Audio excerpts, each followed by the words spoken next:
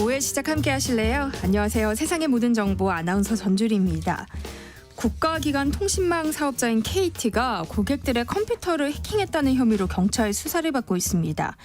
KT 고객들이 그리드라는 웹하드 업체의 소프트웨어를 사용하지 못하도록 고객 PC에 악성 코드를 심었다는 건데요.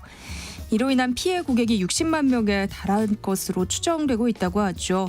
KT는 망을 안정적으로 관리하기 위한 정당한 조치였다고 주장하고 있지만 경찰은 KT의 해킹이 조직적으로 이루어졌다 이렇게 판단하고 있는데요.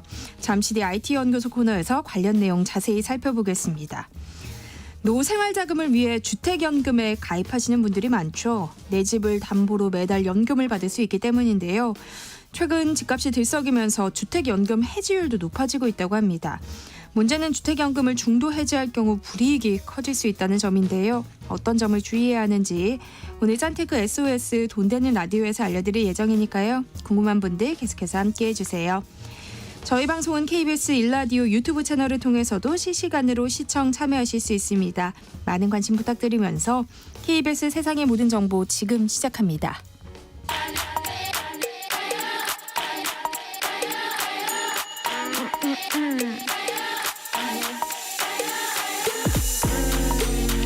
혹시 뉴스 빠뜨리셨나요? 한낮에 전해진 소식들 꼼꼼히 정리해드리겠습니다. 오늘의 뉴스 조현정 시사평론가와 함께합니다. 안녕하세요. 네, 안녕하세요. 네, 어젯밤 뉴스 보시고 놀라신 분들 많으실 것 같아요. 네. 서울 시청역 인근 교차로에서 승용차가 인도를 덮치면서 9명이 목숨을 잃었어요. 네, 어제 저녁 9시 반쯤 서울시청역 인근 교차로에서 벌어진 일입니다. 여기가 시청하고 광화문 쪽이다 보니까 직장인들도 많고 나들이 오시는 분들도 평소에 너무 많고 9시 반이라는 시간이 평일에 저녁 식사 마치고 인근으로 이동하거나 직장인들이 지하철역 이용해서 귀가하는 시간인데요. 많이들 이용하시는 그 경기도로 가는 광역버스 정류장과도 멀지가 않고 지하철 1, 2호선 시청역과 맞붙어 있는 곳이라서 평소에도 정말 많이 붐비는 곳입니다. 그 당시 사고 당시에도 3, 3호 모여 있거나 걸음을 재촉하는 모습들 보여지는데 그러다가 갑자기 승용차 한 대가 빠른 속도로 철제 난간을 부수면서 인도로 돌진하더니 행인들을 순식간에 덮쳤습니다. 사고 즉시 구조 차량 37대, 인력 134명이 출동했지만 9명이나 사망하는 대형 참사로 이어졌고요. 네. 이 사망자들이 30대가 4명, 40대 1명, 50대 4명이고요. 부상자 4명은 생명에는 지장이 없는 상태로 알려졌습니다. 목격자들 주변에 있던 분들은 아비규환이었다, 처참했다, 너무 순식간이라 대처할 수 없었다 이렇게 입을 모아 얘기를 하고 있고 그 사고 난 쪽에 안전 펜스가 꽤 두꺼워요. 그런데도 형체를 알아보기 힘들 정도로 부서졌고 옆에 그 앞에 있는 가게 유리창도 산산조각이 났습니다. 이 사고 정황은 제네시스 승용차가 웨스틴조선 호텔 쪽에서 시청역 방향으로 역주행한 것으로 확인이 됐는데 이 도로가 원래 시청역에서 소공동 방향으로만 갈 수 있는데 일방통행도로에서 거꾸로 가게 된 거죠. 가해 차량 운전자인 A씨 68세로 나타났고요. 가슴 통증 등을 호소해서 병원으로 옮겨졌고 술을 마신 상태는 아니었던 것으로 파악됐습니다. 사망자 신원이 밝혀졌는데요. 대부분 늦은 시간까지 근무하다가 퇴근한 직장인들이었어요. 네, 여기가 아무래도 회사들이 모여있는 곳들이고 서울시청 직원이 2명, 은행 직원 4명 그리고 병원 직원 3명인 것으로 파악이 됐습니다. 급하게 도착한 유족은 우리 아빠 아니라고 말해달라 하면서 몸을 가누지 못하고 바닥에 오열했습니다. 또 다른 유족은 이번엔 또 아들을 찾으러 왔다면서 급하게 장례식장으로 들어가기도 했고요. 이 중에서 40대 1명과 50대 3명이 그 시청역 인근에 본점을 둔 시중은행 직원들인 것으로 파악이 됐습니다. 사고 당일 승진을 했던 분도 있고요. 네. 그러다 보니까 대부분 같은 부서에서 근무했던 동료들이고 이 동료들끼리 승진 등 인사 발령 기념해서 저녁 식사를 함께 했을 가능성이 추정이 되고 있습니다. 은행 직원의 어머니는 출근길 늘 조심하라고 했는데 어떻게 하필 거기에 있었느냐. 날 버리고 가면 우리 어떻게 사느냐 하고 통곡하면서 말을 잇지 못했습니다. 그 한 시청 직원은 모 사무관으로 확인이 됐는데요.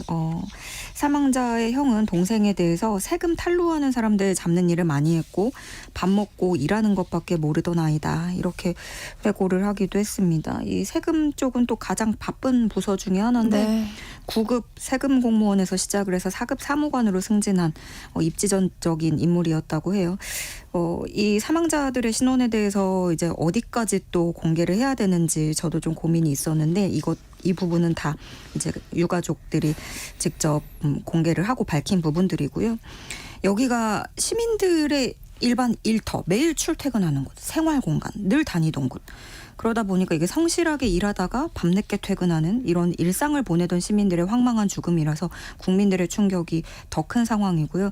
지금 사망자들은 모두 임시 영안실에 안치된 상태입니다. 네, 422님이 세상에 어찌 이런 날벼락이 너무 안타깝고 가슴이 아픕니다. 뭐라 할 말이 없습니다 하셨습니다.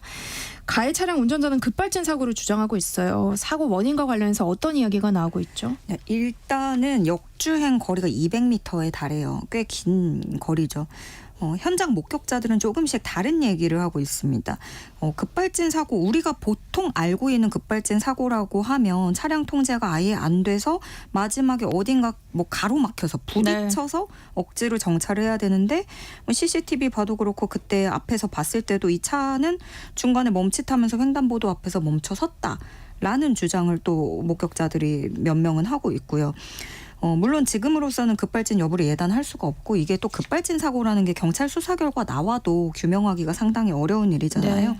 일단 운전자는 음주운전이나 마약 투약 반응은 나오지 않았고 추가 검사를 위해서 체혈을 진행하고 있습니다. 지금 운전자가 입원 중이라서 조사가 쉽진 않은 상태예요. 일단 그런데 운전자는 브레이크를 계속 밟았지만 차량이 말을 듣지 않았다. 차가 평소보다 이상하다고 느꼈는데 현직 시내버스 기사고 운전을 많이 해봤고 했기 때문에 그런 이상한 느낌이 있었는데 그러더니 갑자기 차량이 튀어나갔다. 이렇게 주장을 하고 있습니다. 또 자동차 전문가인 박병일 명장은 뭔가 좀 피해보려고 인도 쪽으로 가지 않았나. 지금 조심스럽게 또 급발진 가능성이 있다 정도 열어둔 상태입니다. 처음에 이 사고가 나고 가해자가 70대다 뭐 이런 얘기도 나왔다가 68세로 최종 확인이 됐어요. 네. 음주운전도 아니고요. 그러면 이제 급발진이나 차량 결함 여부를 살펴봐야 되는데 추가로 가능성이 있다면 운전 미숙, 판단 오류 가능성이 있는 거죠. 또 일방 통행 도로를 역주행했다는 점에서도 이건 처음에 좀 운전자가 착각을 했던 건 아닌가 하는 가능성도 좀 나오고는 있는데 일단 경찰은 과학수사대 투입해서 현장 감식 벌였고요. 운전자와 목격자 진술 토대로 사고 원인을 조사 중입니다. 네, 이번 사고를 계기로 고령자 운전면허를 둘러싼 논란이 재점화되는 분위기라고요. 네, 사실 이 내용은 사회적 논의 사안이 된 지는 오래됐죠. 정치권에서도 화두가 되기도 했었고 실제로 고령 운전자 과실로 발생하는 사고는 해마다 크게 늘어나고 있습니다. 지난해 65세 이상 고령 운전자가 가해자인 교통사고 3만 9천여 건이었습니다. 통계 집계 이후 최고치를 기록했고요. 또 전체 교통사고에서 차지하는 비율도 이 고령 운전자 사고가 20%. 5명 중에 1명꼴입니다. 1년 전이었던 이때가 17.6%였는데 이것보다도 늘어났습니다. 그렇기 때문에 아시다시피 각 지자체별로 운전면허 자진 반납 캠페인을 벌이기도 하고 현금 교통카드를 주면서 인센티브를 지원하기도 하고 그렇죠. 정부는 지금 만 75세 이상 고령 운전자들의 운전면허 갱신 주기를 3년으로 하고 있고요. 면허 갱신을 위해서는 인지능력 검사 받아야 되고 또 교통안전교육도 의무적으로 받도록 하고 있습니다. 또 일각에서는 65세 이상 같은 경우에는 대중교통 경로 우대를 받기 때문에 자진해서 면허를 반납해야 되는 게 맞지 않겠느냐 이런 주장도 있기는 한데요. 그럼에도 불구하고 현실은 각종 인센티브에도 사실 면허를 자진 반납하는 사람들은 거의 없어요. 면허 반납률이 매년 2% 안팎에 그치거든요. 그렇지만 그분들을 또 이게 마냥 이게 나쁘다 할 수 없는 게 대부분 이게 생계 문제입니다. 그러니까 네. 물론 이런 것도 있죠. 늘 평생 3, 40년, 4, 50 이분들은 40년 넘게 해왔던 운전이기 때문에 자신의 인지 능력이 떨어진 걸 사실 스스로 파악하고 인정하기는 어려운 부분도 있고 그렇기도 하지만 애초에 우리가 생각해 보면 고령 운전자들이 회사 은퇴하고 일하러 가는 곳이 택시기사. 이런 것들이요. 진입장벽이 아무래도 그렇죠. 우리 현실이 그렇고 또 농촌 지역에선 트랙터를 몰아야 되거나 시내로 나갈 때 차가 없이는 또 이동이 어려운 것도 사실입니다. 네. 그래서 그럼에도 역시 고령 운전자 과실로 나는 사고는 또 대형 사고도 많고 그런 건수가 많아지고 분명히 대책은 필요한데 무작정 또 어느 순간부터 이제 이 시점부터 운전 못합니다라고 하기에는 또 한편으론 어려운 지점이 있다. 이렇게 말씀드리겠습니다. 네, 다음 뉴스 살펴볼게요. 31명의 사상자가 발생한 경기 화성시 아리셀 공장 화재 사고 이후 회사 관계자 한 명이 트라우마를 호소하면서 스스로 목숨을 끊으려고 시도한 사실이 밝혀졌어요. 네, 아리셀 소속 한국인 직원 A씨입니다. 사고 발생 6일 만에 벌어진 일인데요. A씨 곧바로 인근 병원으로 옮겨져서 치료를 받고 있습니다. 이 목숨을 끊으려고 한 배경에 대해서는 알려지지 않았고 경찰 수사선상에 올라있던 사람인지도 확인이 아직은 안 되고 있는데 다만 A씨가 경찰 조사에서 트라우마 때문에 힘들어서 그랬다라고 진술한 것으로 전해졌고요. A씨가 사고 당시 현장 상황 대부분을 목격했던 사람이라고 알려졌어요. 그래서 참사로 인한 트라우마에도 지원을 해야 된다는 지적 나옵니다. 네, 아리셀 공장 화재 사고가 관리 소홀에서 비롯된 인재라는 정황이 속속 밝혀지고 있는 와중에 화성시의회가 감투 싸움을 벌여서 논란이 일고 있어요. 네. 여기도 국회 한창 그랬던 거랑 똑같이 상임위원장 배분 놓고 이견을 좁히지 못하면서 본회의장 출입문까지 폐쇄를 했습니다. 화성시의회 의장 선출 날에 국민의힘이 반발하면서 불참을 했고요. 더불어민족 소속 의원을 후반기 의장으로 선출을 했습니다.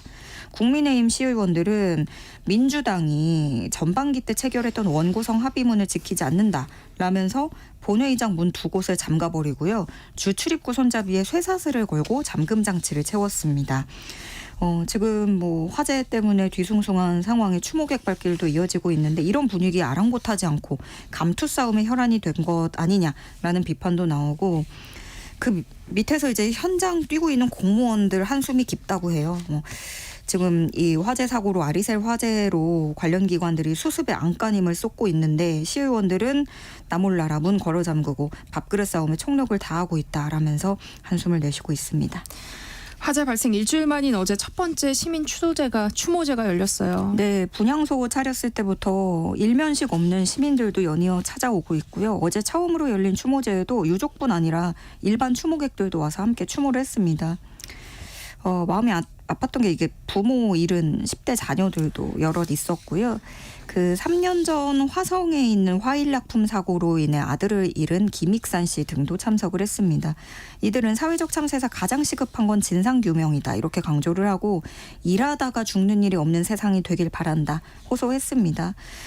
그런데 또 조금 잡음이 있었어요. 이날 행사 앞두고 화성시 공무원들이 추모제가 취소됐다고 거짓 전화를 해왔다면서 유족들이 분통을 터뜨리는 일이 있었는데요. 지금 이 언론사들이 사실관계 확인을 위해서 연락을 했지만 아직 닿지 않은 상태입니다. 또 화성시 측이 청사 내에서 추모제를 열 수 없다면서 참사 되찾기를 향해서 고소 고발하겠다 이렇게 거론한 것으로도 파악이 됐는데요. 화성시청 한 공무원이 현장에서 추모제 준비하던 대책위 측에 청사 내에서 시위 못한다. 이건 시위다. 고소 고발하겠다. 이렇게 얘기를 했다고 하는 겁니다. 추모제는 이 화성시청 1층 현관 앞에서 진행이 됐거든요. 여기에 합동분향소도 차려져 있고요. 네. 그런데 이걸 허락할 수 없다고 실랑이를 벌인 것으로 알려지면서 논란이 되고 있습니다. 어제 새벽에는 서울 지하철 3호선 대치역에서 화재가 발생해서 열차 운행이 일시 중단되기도 했는데요. 이 사고의 원인도 리튬 배터리였다고요. 네, 지하철 선로가 연기로 가득 찼고 많은 분들이 이걸 보신 분들은 정말 많이 겁이 나셨을 것 같아요. 지하철 화재 같은 경우에는 정말 막대한 인명 피해를 불러올 수 있기 때문에 네. 시민들이 가슴을 쓸어내려야만 했는데요. 그나마 본격적인 출근 시간 전이었지만 완전 진화에 5시간이나 걸렸습니다. 소방관들이 물을 2시간 넘게 뿌렸는데도 이게 안 돼서 차량을 수서 차량기지로 옮긴 뒤에야 그것도 1차 진화가 이때 됐고 전지를 떼어내서 수조에 아예 그냥 통째로 담가서 거의 옮기고 나서 진화가 된 것으로 알려졌습니다. 그런데 이게 궤도 작업용 특수정비 차량에 있던 리튬 전지에서 불이 난 것으로 확인이 됐는데 이 불이 난 차량이 리튬 전지 또 기름 동력원으로 이제 같이 쓰는 거죠. 하이브리드 차량인 건데 현재 30세대가 운용 중이고 특히 그 지하철 1호선에서 8호선 전동차 중에 약 45%가 똑같은 리튬 전지를 쓰고 있다는 겁니다. 이 리튬에 대한 불안도가 점점 올라가고 있고 정말 대응을 마련해야 되는 거 아니냐라는 목소리 나오는데 소방 당국은 이 리튬 배터리에 대응하기 위해서 전담팀을 구성하고 리튬 배터리 전용 소방용품 인증 기준을 서둘러 마련하겠다고 밝혔습니다. 네. 또다시 대형 참사로 이어지기 전에 대책 마련에 서둘러야 할 것으로 보입니다. 한낮의 교양 파트너 지금 여러분께서는 세상의 모든 정보와 함께하고 계십니다. 네, 세브란스 병원이 무기한 휴진 중인 가운데 의대 교수들의 휴진 행렬이 더욱 번져가는 분위기라고요. 네, 고려대 의료원 교수들이 자율적으로 무기한 휴진에 들어가기로 했습니다. 12일부터 시작을 한다고 하고요. 응급 중증 환자 제외한 일반 진료 대상으로 무기한 자율적 휴진입니다. 이미 휴진을 하고 있는 세브란스 같은 경우에는 병원 측에서 조사한 바로는 외래 진료가 5에서 한 10% 감소한 것으로 보고 있고요. 그리고 또 고려대 의료원뿐만이 아니라 충북대 의대도 무기한 휴진을 결정했다는 소식입니다. 역시 중환자 응급실 정상 운영을 하고 휴진 시작일은 26일로 정했다는 소식입니다. 네, 이런 가운데 의료 현장에 복귀한 전공의들의 명단, 이른바 전공의 블랙리스트가 다시 등장했다고요. 네. 전공의들은 여전히 돌아올 생각이 전혀 없어 보입니다. 정부 집계에 따르면 26일 기준으로 211곳 수련병원 전공의 13,000여 명 중에 7.7%만 출근하고 있는 것으로 알려졌는데요. 그동안도 좀 많은 논란이 있던 온라인 커뮤니티죠. 의대생과 의사들이 모여있는 메디스태프라는 커뮤니티인데 여기에 그 병원으로 복귀한 의사 현황 리스트가 다시 올라온 거예요. 출신 병원, 학번까지 다 공개가 돼서 사실 그 업계에 있는 분들은 좀 이제 특정하기 쉬운 그 정도가 되고 이게 그래서 지금 이런 상황에 블랙리스트 만들어서 서로의 발목을 붙잡고 있다라는 비판도 나오고 있습니다. 물론 이렇게 일부러 대놓고 제 저격이 아닌 것을 좀 보여주기 위해서 복귀를 격려하기 위함이다 이렇게 제목을 달았지만 이건 분명히 엄연히 이제 저격으로 보여지는 거고 네. 정부는 이런 행위를 절대 용납할 수 없다면서 경찰에 수사 의뢰를 한 상태라고 밝혔습니다.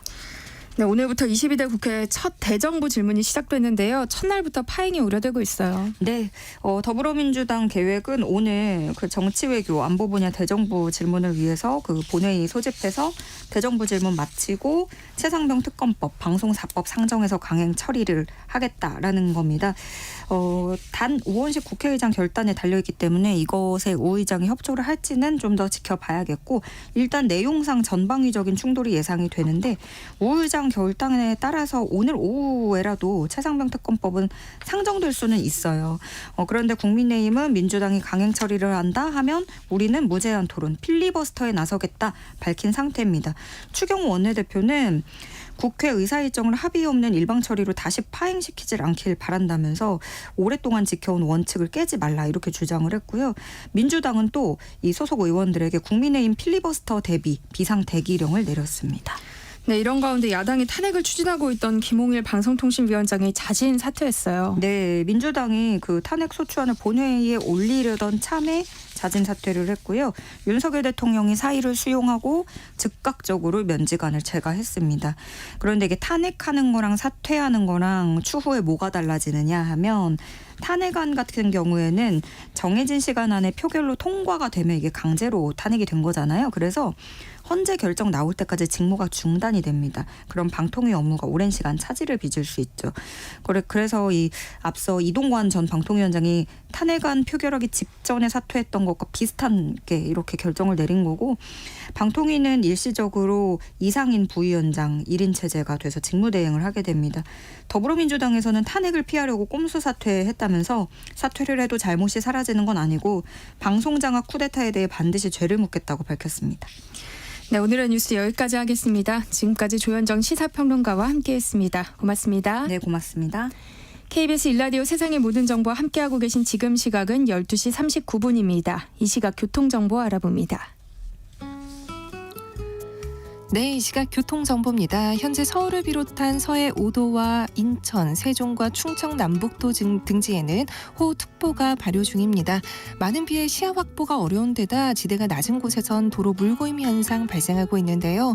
올림픽대로 공항 방향 강동대교에서 암사대교 사이와 잠실철교에서 잠실대교, 또 한강대교에서 노량진 수산시장 사이로는 일부 차로가 물고임 현상으로 부분 통제가 되고 있고요. 정체도 잠실철교 부터 노량진 수산시장까지 이어져 있습니다. 고속도로 빗길 사고도 꾸준합니다. 서울 양양고속도로 서울 방향 수도권 제1순환선 합류 지점인 강의를 앞두고 선동 갓길에서 사고가 나 뒤로 정체 길어지고 있습니다. 또 경부고속도로 서울 쪽 대전터널 3차로도 사고로 차단돼 혼잡하고요. 목포 쪽 서해안고속도로는 용담터널 3차로의 사고 때문에 팔곡 터널부터 정체입니다.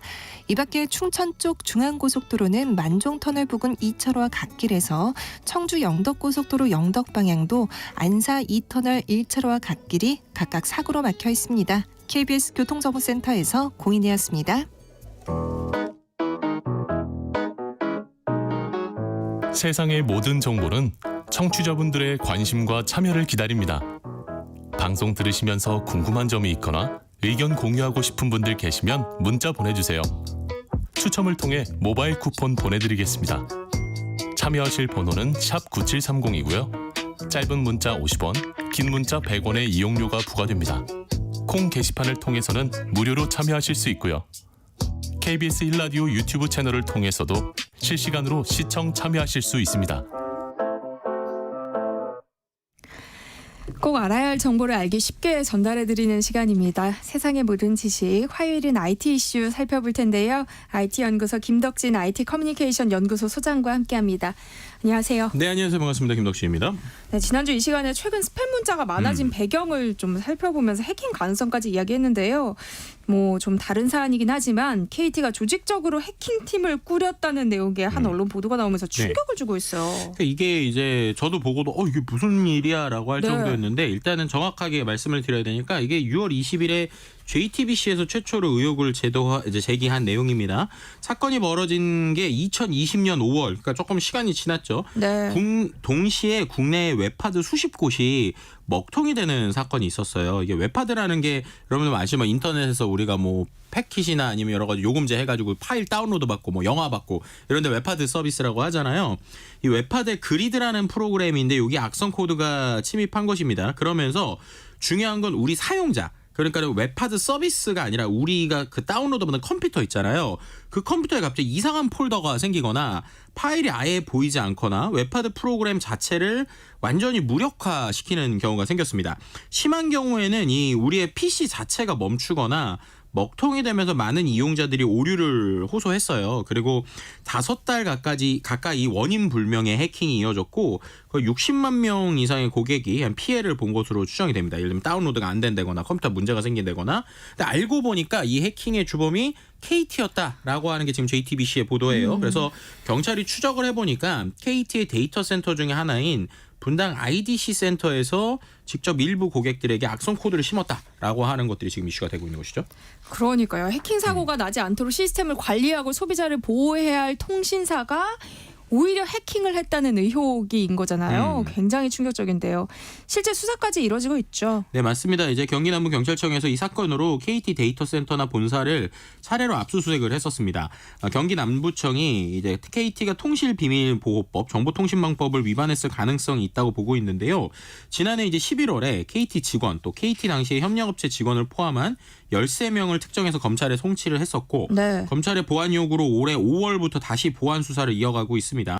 경찰이 이 KT의 이 해킹 사건이 조직적으로 이뤄진 것으로 보고 있다라고 이제 JTBC 취재 얘기를 했는데 아예 팀까지 꾸려서 악성 코드 개발 담당, 유포와 운영 담당, 그리고 KT 이용자들이 주고받는 데이터를 실시간으로 들여보는 감청 담당을 운영했다라는 것이고요. 지난 2020년 경찰의 압수수색 과정에서 해당팀이 수십 대의 관련 장비를 사용한 사실이 확인되기도 했습니다. 네. 또 이제 KT 내부에서 망 관련 비용 논의가 있었던 것으로 파악하고 있는 등이 조직적인 움직임이 있는 것이 아니냐라는 판단이 나오고 있는 것이죠. 네. 그러니까 심지어 악성 코드를 쉽게 유포할 수 있도록 데이터를 바꾼 의혹도 받고 있다고요. 네, 맞습니다. 이 악성 코드를 쉽게 유포하기 위해서 웹하드 이용자와 서버가 주고받는 데이터를 바꾼 의혹도 받고 있다는 건데요. 이게 뭐냐면 인터넷상에서 주고받는 데이터인 패킷이라는 거를 바꿨다는 거예요. 근데 패킷이요? 이걸 조금 쉽게 설명을 드려야 될 것 같으니까 네. 일단은 이 KT 고객 중에서 특정 웹하드 사이트를 만약에 제가 쓰고 있어요. 그럼 쓰고 있는 상태의 그 개인의 PC한테 프로그램의 장애를 일으킬 수 있는 악성 코드를 만든 건데 이게 어떻게 되는 거냐면 우리가 보통 인터넷 웹 주소를 쓸 때 우리가 뭐 따따따 해가지고 그쵸. 뭐 kbs.co.kr 이렇게 쓰잖아요. 근데 실제로 그게 웹사이트에 넘어갈 때는 숫자로 넘어가요. 그러니까 이게 우리는 아주 쉽게 쓰기 위해서 글자로 되어 있는데 이게 원래는 숫자, 그러니까 우리가 IP 주소라고 해서 뭐 192점 어쩌고저쩌고 이런 게 있거든요. 그거를 바꿔주는 서버를 도메인 네임 시스템이라고 합니다. 그러니까 우리는 글자로 썼는데 그 글자로 쓴 거를 이 컴퓨터가 잘 알아먹을 수 있는 숫자로 되어 있는 걸로 바꿔주는 거예요. 근데 이 바꿔주는 시스템을 변조한 거예요. 그럼 어떻게 되느냐? 예를 들면 제가 특정 웹하드를 쳐가지고 들어가는데 네. 이 들어갈 때 바로 그 웹하드로 가는 게 아니라 통신사의 서버를 한번 거치게 한다든지 아니면 그 숫자를 바꿔서 실제로 가는 위치가 예를 들면 A 웹사이트로 바로 들어가야 되는데 중간에 갑자기 뭐 KT 통신망을 한번 뭐 거기에서 만들어놓은 사이트를 넘어갔다가 하는 것들에 대한 변조를 했다라는 거예요. 그럼 그렇게 되면 어떻게 되느냐? 아까 말씀드린 대로 이제 만약에 이 의혹이 사실이라서 KT가 이제 사람들의 사용자의 코드에다 악성 코드를 심는다라고 하면은 만약에 일반 사이트에서 바로 웹서버로 이제 넘어가게 되면 거기선 들어갈 틈이 없잖아요. 그런데 우리는 A 웹하드 사이트를 쳤는데 그게 바로 웹하드로 가는 게 아니라 KT가 만들어 놓은 임시 어떤 네트워크에 들어갔다. 그럼 네트워크에 들어갈 때 거기에서 어떻게 보면 악성 코드를 심을 수가 있는 거예요.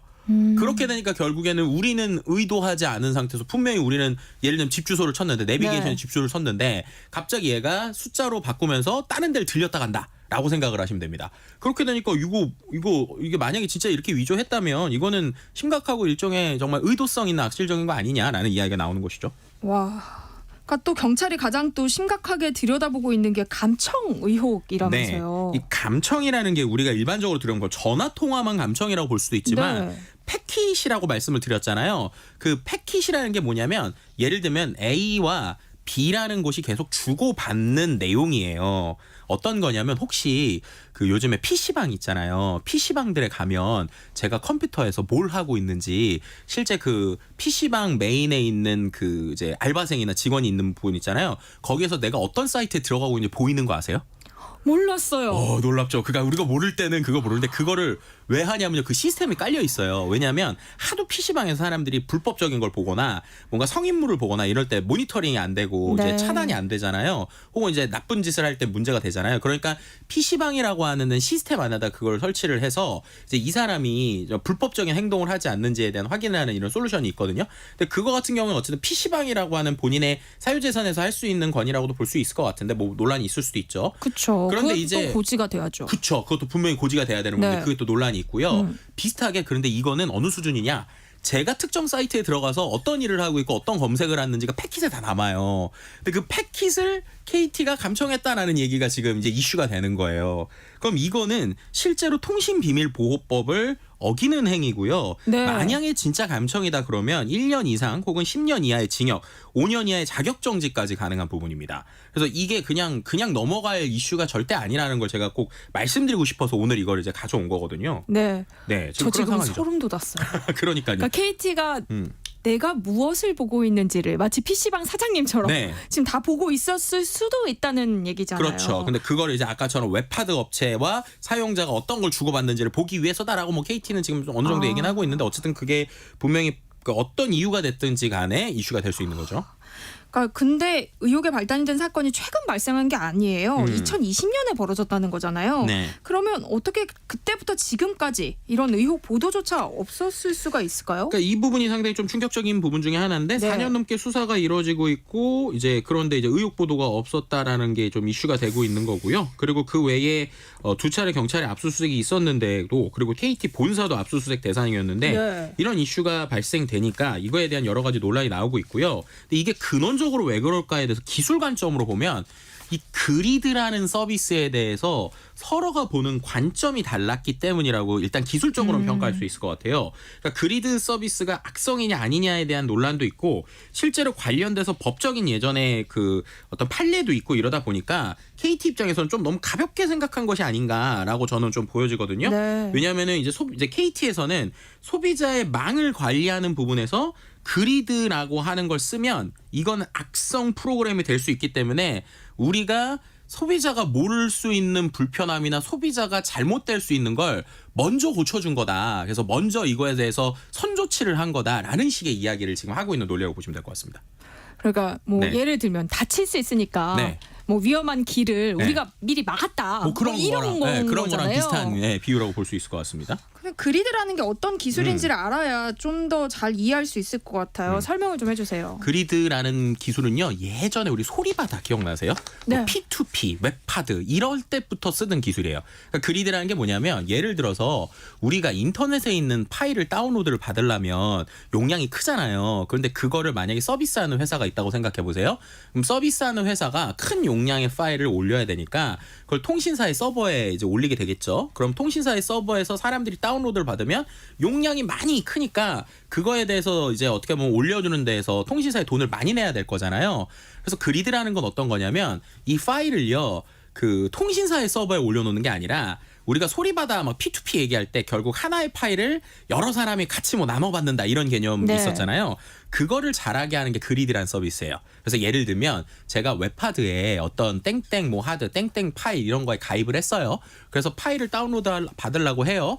그런데 이 파일의 용량이 뭐 예를 들면 100기가예요. 그런데 그러면 A라는 그 파일 서비스가 이걸 통신사에 올려놓으면 통신사한테 100기가 다운로드 받을 때마다 돈을 많이 줘야 되잖아요. 그래서 이 그리드라는 서비스를 이제 거기에 보면 약간 동의하는 게 있거든요. 승인을 하게 됩니다. 그럼 어떻게 되느냐? 내가 다운받는 내 컴퓨터 있죠. 내 컴퓨터의 그 리소스를 쓰는 거예요.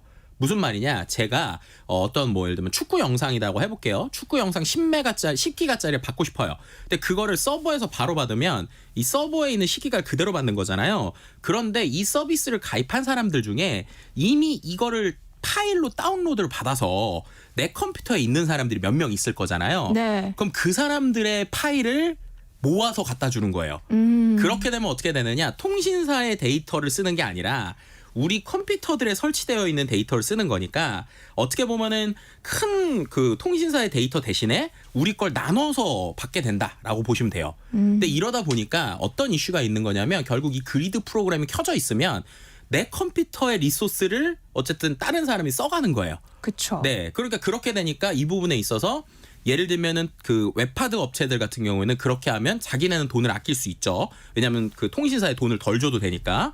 그리고 이들이 주장은 또 이제 그러면 여러 사람의 네트워크를 쓰니까 속도가 빠르게 다운로드가 된다. 그래서 우리가 싸게 이제 이 파일 서비스를 할 수 있는 거다라고 얘기하는 거고. 그런데 이제 통신사 입장에서 보면 그렇게 되면은 우리가 몇백 기가를 원래 우리 거에서 다운로드 받아야 되는데 사람들에서 나눠서 받으면 이거 이상한데? 라고 할 수 있고 그러면서 얘기하는 게 소비자들이 나는 그냥 웹하드 체크한 건데 결국 이게 켜 있으면 내 컴퓨터의 리소스를 쓰는 거 아니냐. 그러니까 이 부분에 있어서 서로가 이제 얘기가 다른 거예요.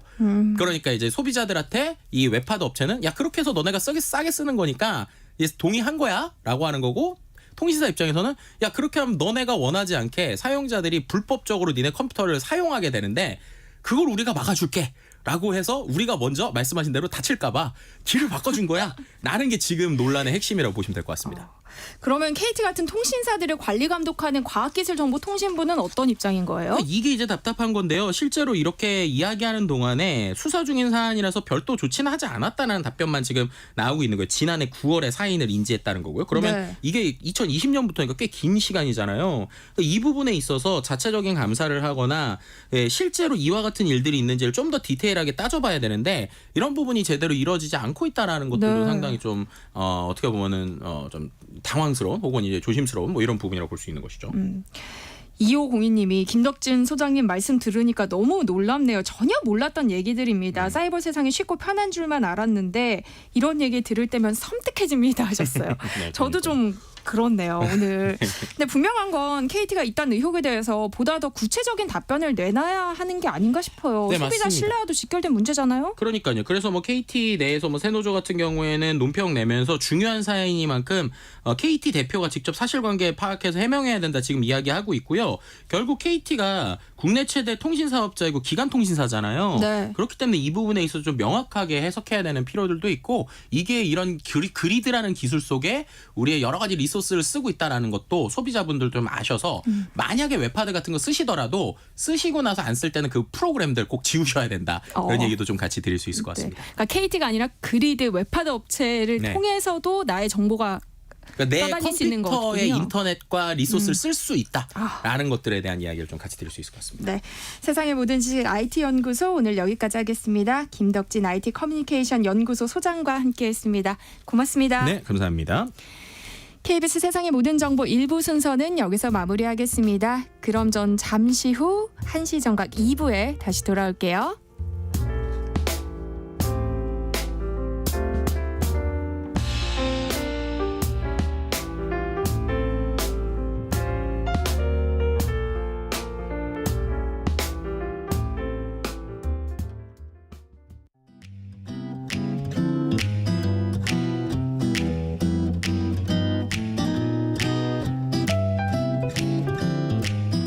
안녕하세요. 바른말, 고운말입니다. 우리말 모음에는 단모음과 이중모음이 있습니다. 단모음은 소리를 내는 도중에 입술 모양이나 혀의 위치가 달라지지 않는 모음인데요. 아, 오, 우, 이 같은 거고요. 이중모음은 입술 모양이나 혀의 위치를 처음과 나중이 서로 달라지게 해서 내는 모음을 말합니다. 야, 요, 와, 유 등이죠. 말을 빠르게 한다든지 일부 지역 방언 사용자들의 발음 습관과 관련이 있다든지 해서 이중모음을 단모음으로 발음하는 경우를 종종 볼 수 있는데요. 정확하게 발음하지 않으면 뜻이 잘못 전달될 수도 있습니다. 우리말 형용사에 단모음을 쓰는 무관하다와 이중모음을 쓰는 무관하다가 있습니다. 단모음을 쓰는 무관하다는 서로 허물없이 가깝다란 뜻으로 이웃과 무관하게 지내다. 그들은 서로 무관하여 전혀 거리낌 없다 같이 쓸 수 있습니다. 반면에 이중모음이 들어간 무관하다에는 두 가지 뜻이 있는데요. 먼저 관계나 상관이 없다란 뜻으로 쓰이면 이 일은 너와 무관하다. 그는 전혀 무관해 보이는 사물들을 모아서 작품을 구성했다. 이렇게 말할 수 있습니다. 그런데 이 무관하다에는 앞서 말씀드린 단모음 무관하다와 같은 뜻이 있습니다. 서로의 집을 왕래하는 무관한 사이이다라고 하면 서로 체면을 차리거나 조심하지 않아도 될 정도로 허물 없이 친한 사이라는 것을 뜻합니다. 바른말 고운말 아나운서 변희영이었습니다.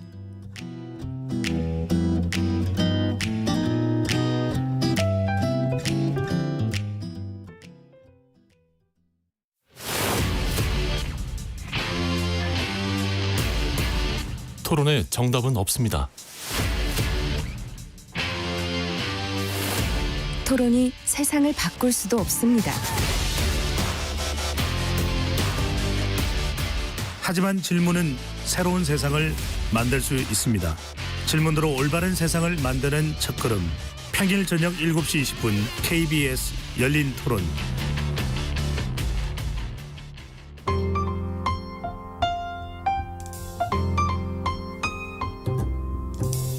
어떤 하루 보내고 계신가요? 눈코 뜰 새 없이 바쁘게 지나가는 한 주. 월요일부터 금요일, 매일 밤 10시부터 12시까지는 오롯이 당신만을 위한 시간입니다. 당신을 위한 지식 쉼터. 오늘 밤 일라디오.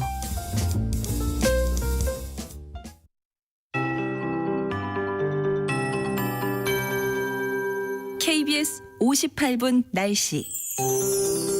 장마 전선에 동반된 비구름이 중부지방으로 올라와 강하고 많은 비를 뿌리고 있습니다. 현재 서울, 경기와 강원 영서, 충청 북부에 호우주의보가 발효 중인 가운데 곳곳에는 시간당 20에서 40mm의 집중호우가 쏟아지고 있습니다. 중부지방은 오후까지 강한 비가 집중될 전망이고요. 남부지방은 지금은 비가 잠시 그치고 소강 상태를 보이는 곳이 많지만 밤부터 다시 비가 내리겠습니다. 내일까지 예상 강수량은 전국 대부분 지역이 30에서 80mm, 그중 서울과 경기 일부, 충청 북부는 곳에 따라 100mm 이상, 강원 내륙과 산지는 120mm가 넘는 곳도 있겠습니다. 강하고 많은 비가 내리며 지반이 약해져 낙석과 산사태, 축 속대 붕괴 등의 사고가 발생할 수도 있으니 안전에 각별히 유의하시기 바랍니다.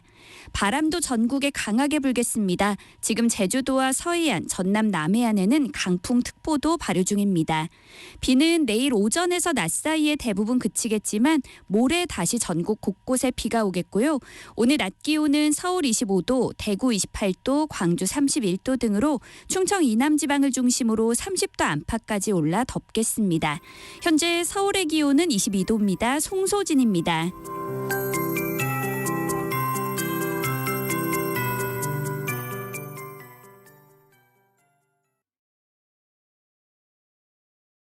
정성을 다하는 국민의 방송 KBS가 한시를 알려드립니다. AM 711kHz, FM 97.3MHz, KBS 1라디오입니다. HLKA.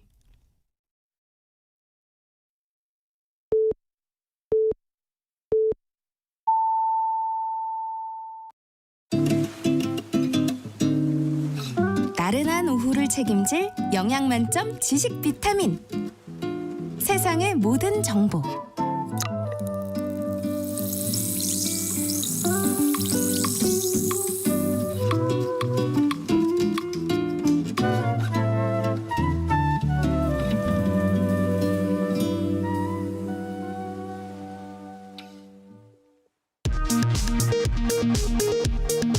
이 시각 라디오 정보센터 뉴스입니다. 북한이 어제 새벽 발사한 탄도미사일과 관련해 4.5톤 초대형 탄도 신형 전술 탄도미사일 시험 발사라고 밝혔지만 우리 합참은 북한 주장이 거짓이라고 반박했습니다. 우리 군은 오늘 약 6년 만에 육상 접경지대 부근에서 포병 실사격 훈련을 재개했습니다. 넷플릭스가 동의를 일본어로 표기해 무리를 빚은 데 이어 예능 프로그램에서 김치를 중국 라바이차이로 표기해 다시 논란이 일고 있습니다. 22대 국회 첫 대정부 질문이 오늘부터 모레까지 열립니다. 민주당은 본회의에서 해병대원 특검법을 표결 처리하겠다고 예고했고 국민의힘은 필리버스터 무제한 토론으로 대응하겠다고 밝혔습니다. 김홍일 방통위원장이 국회의 탄핵안 처리를 앞두고 오늘 자진 사퇴했습니다. 박찬대 더불어민주당 대표 직무대행 겸 원내대표는 탄핵을 피하려 꼼수 사퇴를 했다고 비판했습니다. 지금까지 라디오 정보센터 뉴스 정한나였습니다.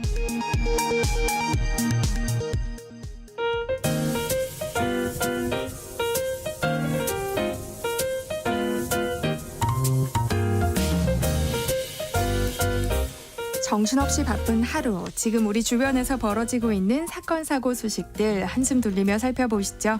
하프타임 뉴스 임선우 뉴스캐스터와 함께합니다. 안녕하세요. 안녕하세요.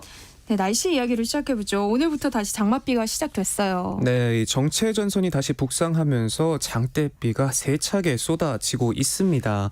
방송국 넘으면서도 비가 어찌나 많이 오던지 차량들도 물보라를 치면서 조심히 이동하더라고요. 네. 오늘은 주로 중부지방에서 비가 내리겠는데요. 강수량은 경기 북부와 강원 북부 내륙에 최대 120mm가 넘겠고 서울을 비롯한 그 밖의 중부지방에도 최대 100mm가 넘는 많은 비가 내리겠습니다. 시간당 30에서 50mm의 폭우가 쏟아지는 곳도 있겠고요. 현재 서울 경기를 비롯한 중서부에는 호우주의보가 내려졌습니다. 바람도 강하게 불겠는데요. 현재 제주도와 충남 서해안, 호남 해안에 강풍주의보가 내려졌는데요. 영남 해안에서도 강풍특보가 내려질 것으로 보이고요.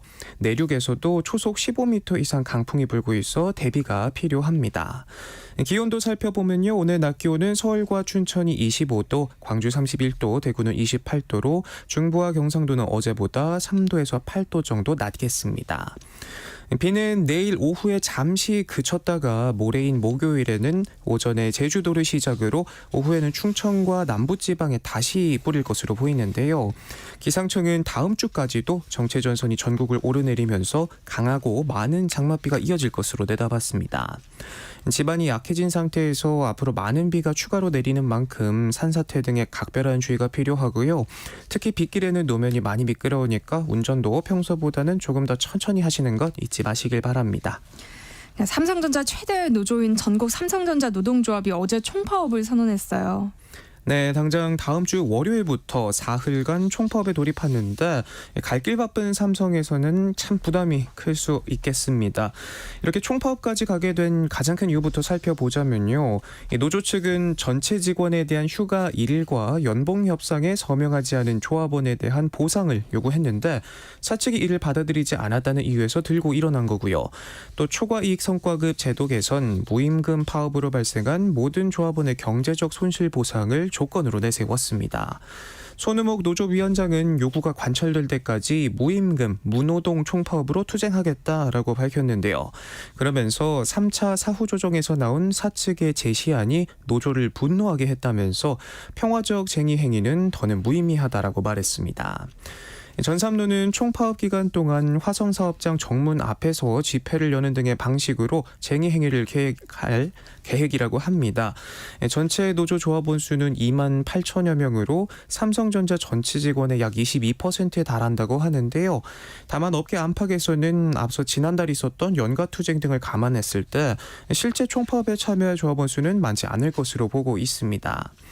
전삼로는 지난 1월부터 사측과 교섭을 벌여왔는데 중앙노동위원회 조정 중지 결정과 조합원 찬반 투표 등을 거쳐 쟁의권을 확보하고 지난 5월 29일 사상 처음으로 파업을 선언했고요. 지난달 7일에는 첫 연가투쟁을 실시했지만 우려했던 생산 차질 등은 없었습니다. 노사는 이후 갈등 봉합을 위해서 중노위가 중재하는 사후조정회를 3차례 진행했지만 끝내 합의에는 이르지 못했는데요. 전삼로는 4일에 걸친 총파업 이후에도 사측이 요구안을 받아들이지 않을 시에는 추가로 총파업 일정을 잡을 계획인 것으로 전해졌습니다. 네, 다음 뉴스 살펴볼게요. 치솟던 물가가 안정세를 보이고 있다고요. 네, 이제 밤늦게 마감세일 찾아다니지 않아도 되나 싶은 생각이 가장 먼저 드는데요. 소비자 물가가 석 달 연속으로 2%대 오름세를 기록하면서 비교적 안정된 흐름을 이어가고 있습니다. 지난달만 놓고 보면 2.4%를 기록했는데 작년 7월 이후 11개월 만에 최저치였고요. 올해 들어 지난 3월 3%를 돌파하면서 정점을 찍은 뒤 조금씩 둔화되는 모습입니다. 구체적으로 들여다보면 물가 흐름을 보여주는 근원 물가 지수들은 일제히 상승폭이 늦춰졌고요. 구입 빈도와 지출 비중이 높은 144개 품목을 중심으로 체감 물가에 가까운 생활 물가 지수는 2.8% 상승했습니다. 그런가 하면 밥상 물가와 직결되는 신선식품 지수는 11.7% 오르면서 상승폭은 9개월째 두 자릿수를 이어갔습니다. 그래도 희망적인 건 전월과 비교했을 때 5.4% 하락했습니다. 네. 다만 사과와 배를 중심으로 신선 과실이 30% 넘게 상승하면서 5월에 이어서 급등세를 이어갔는데요. 특히 배 같은 경우는 1년 전과 비교해 140% 가까이 오르면서 통계가 집계된 1975년 이후 가장 크게 상승했는데 치솟은 농산물들이 지난달 전체 물가를 0.49%포인트 끌어올렸습니다. 전체적으로 다소 진정되긴 했습니다만 아직 안심하긴 이른 상황인데요. 앞으로의 유가 움직임 그리고 공공요금 인상 여부가 2%대 물가 조기 안착을 결정지을 최대의 변수라는 분석도 나오고 있습니다. 네, 이렇게 과일값이 높다 보니 소분해서 파는 제품들이 호황을 누리고 있다고요. 네, 개인적으로 감질나서 먹겠나 싶은 조각과일들 매출이 껑충 뛰었다고 하는데요. 롯데마트가 지난해 150g 소용량으로 내놓은 조각사과 매출은 1년 전보다 70% 뛰었고요. 미니 수박, 조각 수박도 5배 이상 성장했다고 하네요. 네. 한 명이 먹을 만큼 컵에 담아 파는 컵반찬도 인기를 끌고 있는데요. 그런가 하면 대용량 식품을 산 뒤 나눠 갖는 공동구매도 활발한데 당장 중고거래 온라인 플랫폼이죠. 당근만 들어가 봐도 관련 글 수십 개를 쉽게 찾아볼 수 있습니다. 치솟는 물가도 그렇고 또 혼자 사는 1, 2인 가구가 많아지면서 유통업계 변화가 빨라지는 모습이네요.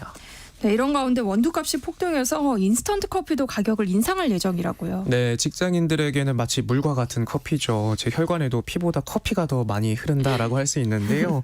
그런데 치솟는 원두값에 앞으로는 샷 추가하기도 부담이 될 것 같습니다. 생산국들이 가뭄에 시달리면서 원두값이 급등한 탓에 올 하반기 커피 가격 도미노 인상이 불가피한 상황인데요. 인스턴트 커피에 쓰이는 로부스타 원두 평균 가격은 지난해와 비교해 50% 넘게 올랐고요. 네. 커피 전문점에 쓰이는 아라비카 원두 가격도 톤당 $5,000를 돌파하면서 가격 인상이 불가피해 보입니다. 실제로 다음 주부터 매대에 진열된 네스카페 인스턴트 커피 리필 제품은 10% 가까이 올라 3,000원이나 더 비싸지고요. 다른 기업들 역시 원가 압박을 받고 있습니다. 또 커피 전문점을 운영하시는 분들도 걱정이 이만저만이 아닌데요. 네. 까딱하다간 1,000원 아메리카노도 못 보게 될 지경이고요. 테이크아웃 할인도 없애하나 고민하는 사장님들도 많다고 하는데 참 걱정입니다. 네, 이번 주말 대전에서 성소수자 축제가 개최될 예정인데요. 이를 앞두고 찬반 갈등이 일고 있어요. 네, 퀴어 퍼레이드라고 하죠. 성소수자 단체와 시민들이 참석해 거리를 행진하면서 성소수자와 인권 향상을 위한 목소리를 높이는 행사인데 지난달 서울에 이어서 오는 6일 충청권에서 처음으로 열립니다. 조직위원회는 축제 개최를 알리는 기자회견을 열고 시민들과 자치단체의 안전한 축제 개최를 위한 협조를 구했는데요. 하지만 보수 성향 시민단체는 즉각 반발했습니다. 퀴어 축제가 왜곡된 성가치관을 심어줄 수 있다면서 축제 당일 행사장 인근에서 맞불 집회를 열겠다고 밝히면서 양측의 충돌도 우려되고 있는데요.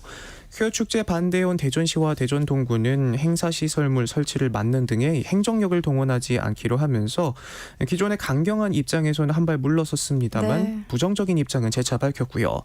경찰은 퀴어 축제 당일 1,000여 명을 투입해 물리적 충돌 등 만일의 사태에 대비하기로 했습니다.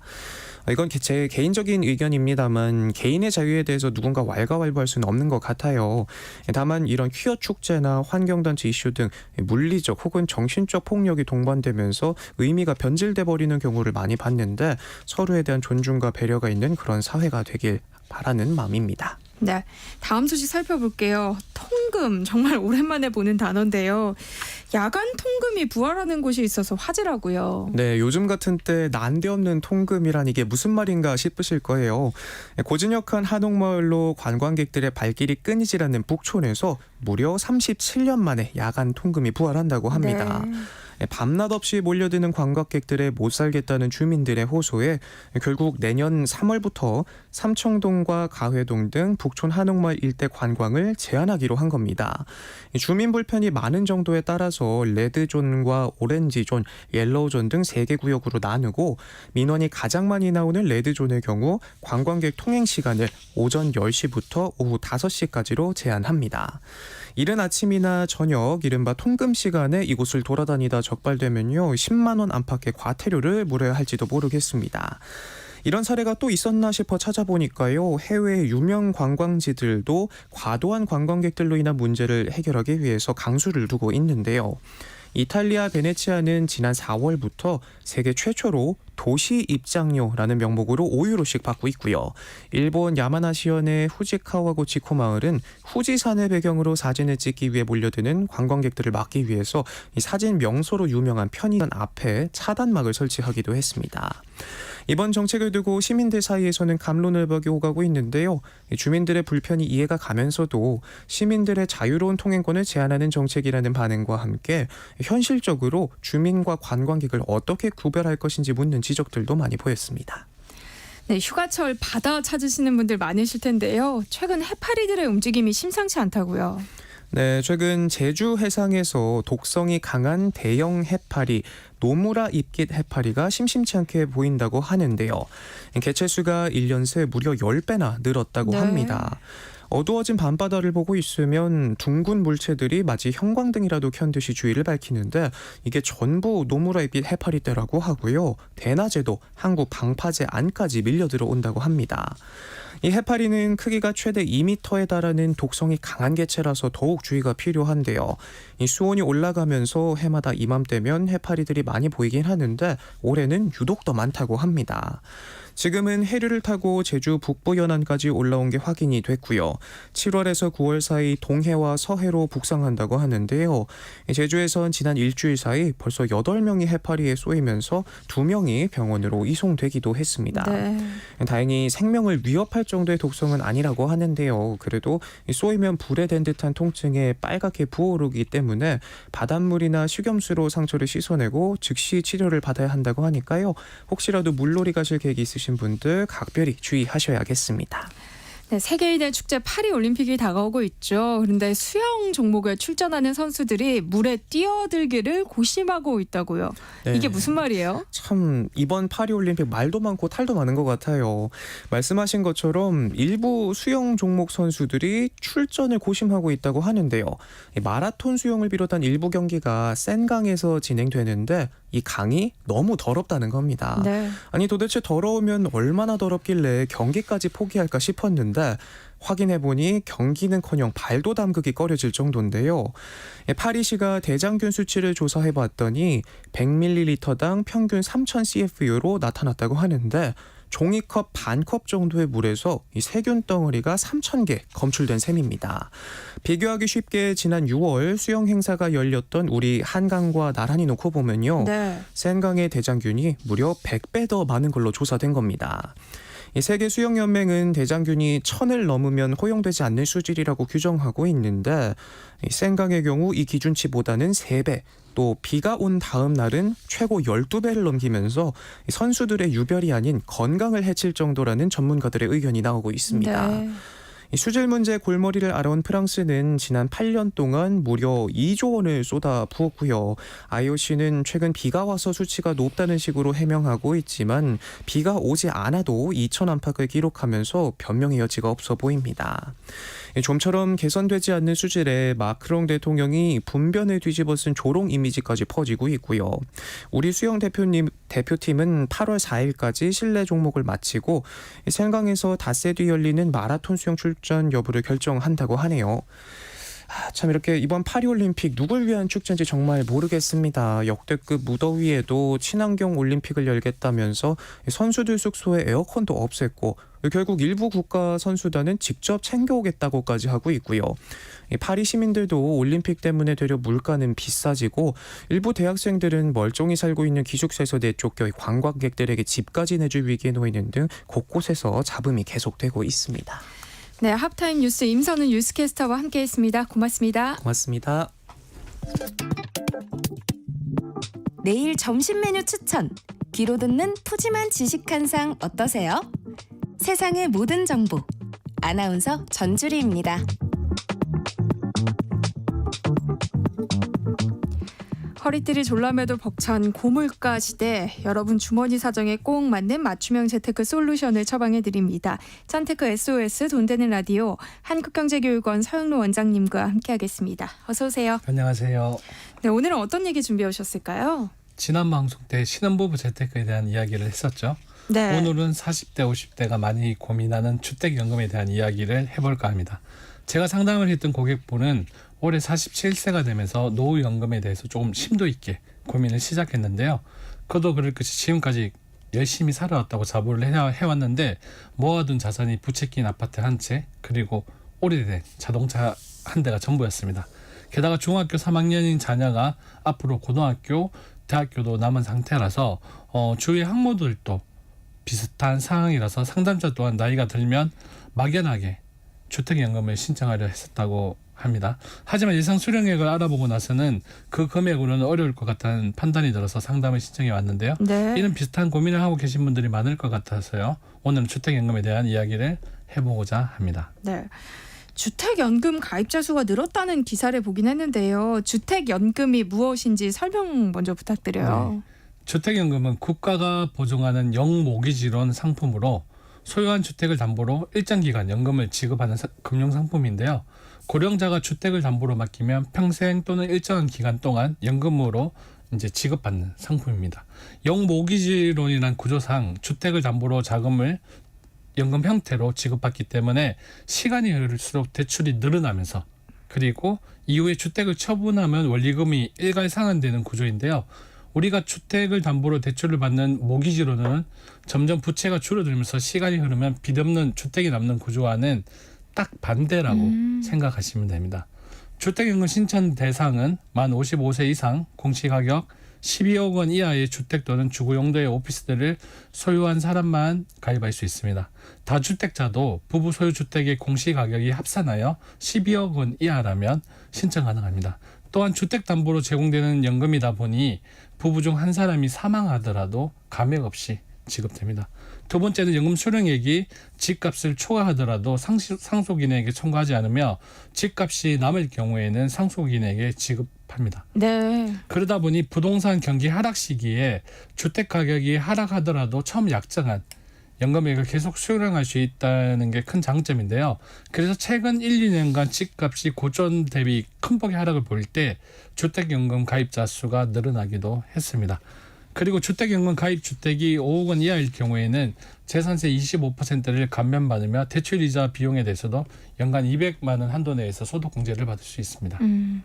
주택연금은 주택 하락기에 좀 유리한 네, 것 같네요. 맞습니다. 네, 내 집을 담보로 연금을 받는 주택연금으로 노후 걱정을 덜어야겠다 생각하고 계신 분들 계실 텐데요. 짠테크 SOS 돈 되는 라디오에서 꼼꼼하게 따져볼 테니까요. 방송 들으면서 궁금한 점 있다면 문자로 많이 참여해 주시기 바랍니다. 또 서영로 원장님이 조언해 드릴게요. 참여하실 번호는 샵 9730번이고요. 짧은 문자 50원, 긴 문자는 100원의 정보 이용료 있습니다. 콩 게시판 KBS 일라디오 유튜브 채널을 통해서는 무료로 참여하실 수 있으니까요. 많은 참여 부탁드립니다. 앞서서 가입 조건을 알려주셨는데 55세 이상이라고 하셨잖아요. 네. 그러면 부부 가운데서 한 명이라도 55세를 넘으면 가입이 가능한 거예요? 네, 맞습니다. 주택연금에 가입 가능 나이는 본인 또는 배우자의 나이를 기준으로 산정하는데 55세 이상입니다. 네. 최초로 주택의 저당권 설정 등기를 하는 시점이 기준인데요. 주민등록상 생년월일을 기준으로 연월일까지 계산을 합니다. 참고로 최고 가입 가능 나이 제한이 없다 보니까 나이가 많아도 주택 소유자면 언제든지 주택연금에 가입할 수 있습니다. 네. 또한 연금을 받는 대상자인 채무 관계자는 의사 능력 및 행위 능력이 있어야 하는데요. 치매 등의 사유로 의사 능력 또는 행위 능력이 부족한 경우에는 성견hu군 제도라는 걸 활용해서 네. 가입할 수 있으며 본인 및 배우자가 사망할 때까지 연금이 지급됩니다. 주택 가격은 좀 전에도 말씀을 드렸지만 공시가 12억 원 이하의 주택 또는 주거 목적의 오피스텔을 소유해야 되고요. 예전에는 1주택자만 가능했는데 현재는 다주택자도 가능한데 다주택자라면 합산 가격이 12억 원 이하인 경우에 한 해만 가입이 가능합니다. 그러면 주택에 거주할 경우에만 가입이 가능한 거예요? 네. 주택연금을 받으려면 기본적으로 그 집에 거주를 해야 하는데요. 지금까지는 2-3가지 정도의 예외는 허용이 되었습니다. 그게 건강이 좋지 않아서 병원에 들어간다거나 네. 자녀와 같이 살기 위해서 본인 집은 떠나 있어야 하는 경우 또는 이런 경우는 있으면 안 되겠지만 감옥에 가게 된다든지 해서 본인 의지와 상관없이 집을 비우는 경우 이럴 때에는 실거주를 못하는 것뿐만 아니라 주민등록이 이전돼도 주택연금을 계속 받을 수 있었습니다. 여기에다가 지난 20일부터는 실버타운에 입주하는 경우에도 가능해졌는데요.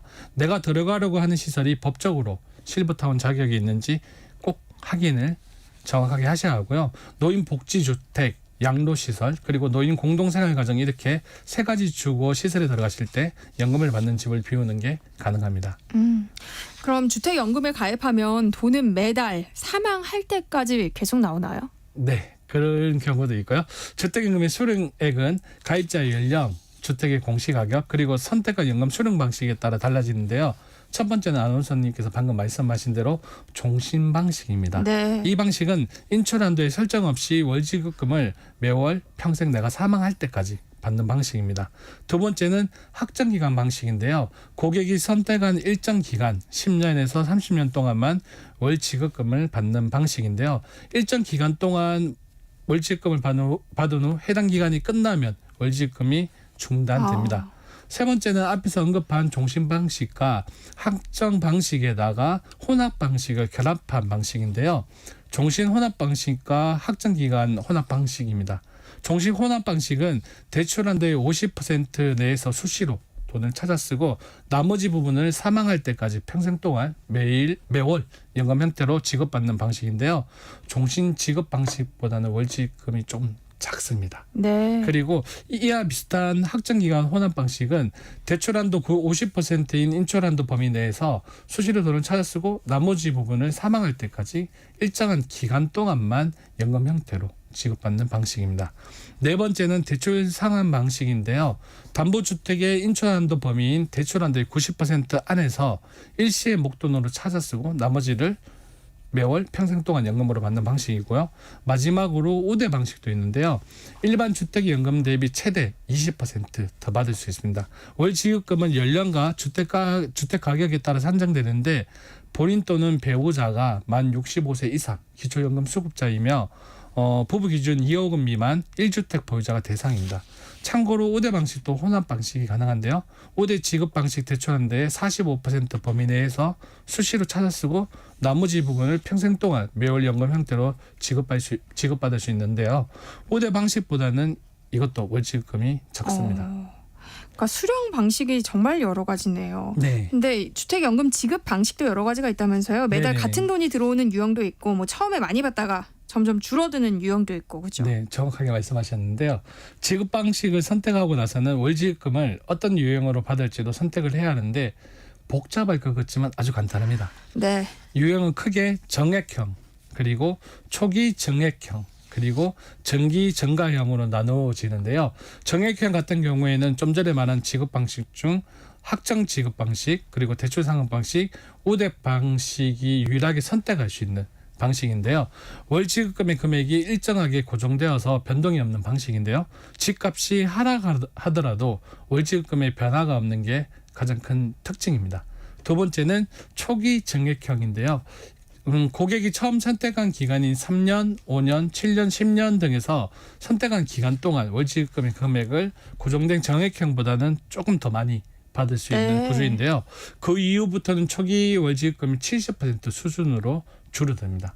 마지막으로는 제가 발음이 좀 잘 안 되는데 정기 증가형인데요. 초기 월 지급금이 상대적으로 낮은 수준으로 시작해서 매 3년마다 4.5%씩 지급금이 증가하는 방식인데요. 월 지급금이 3년마다 증가하기 때문에 오히려 총 지급액은 늘어날 수 있는 장점이 있습니다. 오래 산다는 기준하에. 네. 그러니까 내가 가진 집으로 주택연금을 얼마나 받을 수 있을까? 사실 이 부분이 제일 궁금한 거잖아요. 어떻게 계산을 해볼 수 있어요? 이건 아주 간단한데요. 네. 한국주택금융공사에 쉽게 계산할 수 있는데요. 인터넷을 통해 한국주택금융공사 홈페이지에 들어가셔서 보면 예상연금 조회란을 클릭을 합니다. 네. 회원가입도 필요 없습니다. 주택 소유자의 기본 정보와 주택 가격 등의 정보를 입력하면 쉽게 모의 계산을 할 수 있습니다. 주택연금을 생각하고 계신다면 꼭 가입하기 전에 이 수령액을 미리 확인해 보는 것을 정말로 꼭 추천드립니다.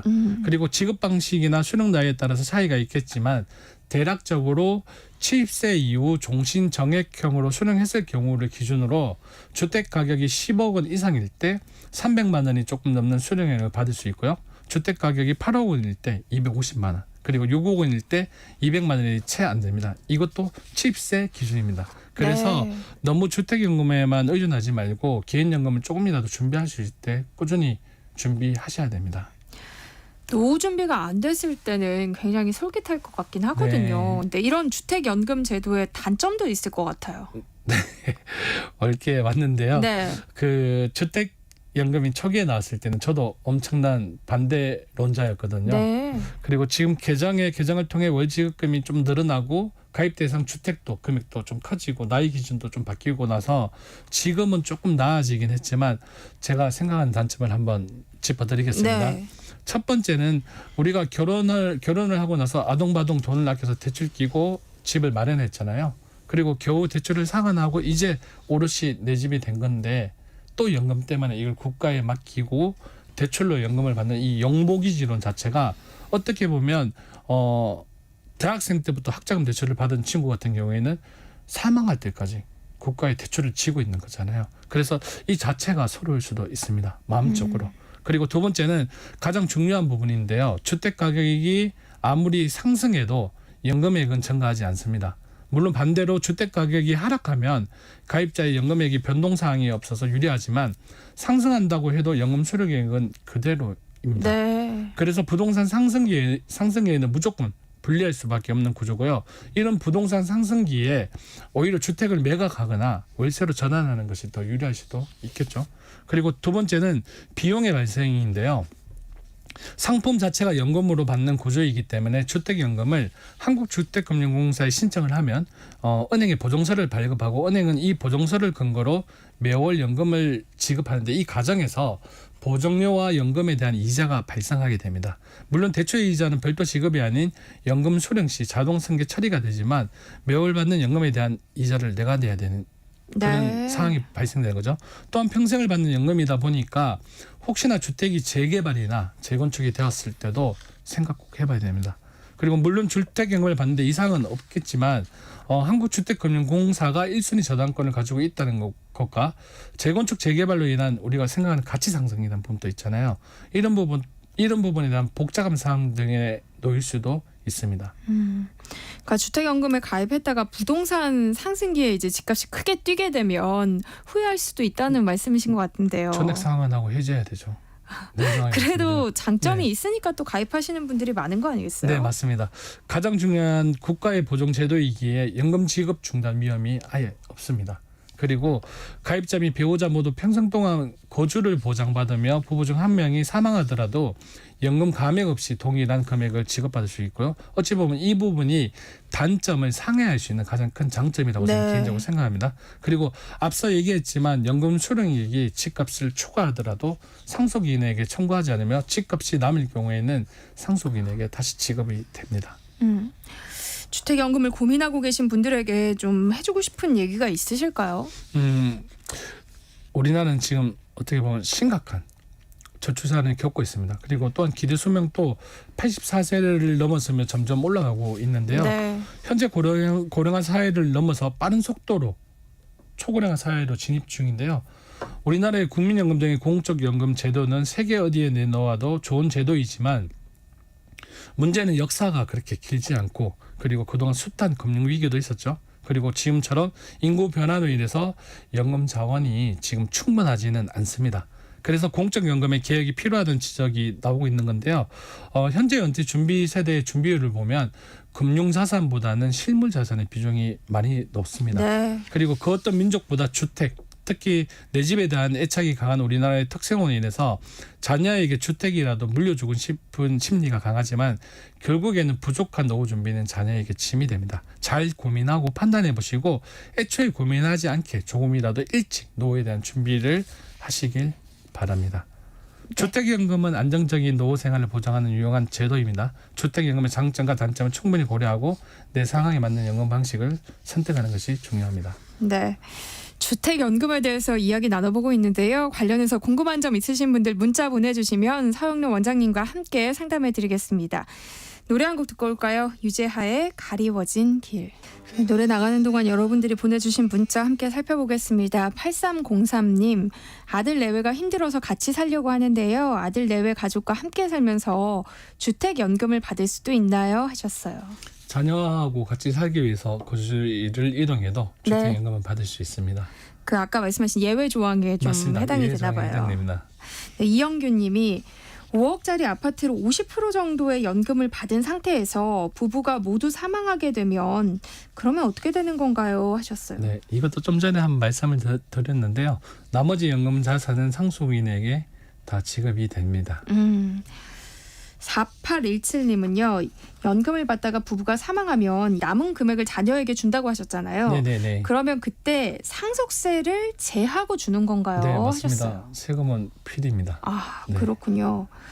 7375님, 연금을 알아볼 때 주택 가격을 입력하라고 하셨는데요. 주택 가격은 어떻게 알 수 있나요? 하셨어요. 아마 이게 최근 실거래가인지 아니면 공시 가격을 기준으로 하는 건지 뭐 네. 이런 거를 여쭤보신 것 맞습니다. 같아요. 그래서 제일 정확한 거는요. KB 국민은행에 가서 네. 이제 집에 감정 공시 가격이죠. 공시 가격을 확인하든가 아니면 국토부 홈페이지에 접속하셔가지고 확인을 해보시면 됩니다. 그러니까 공시 가격 기준인 네, 거군요. 맞습니다.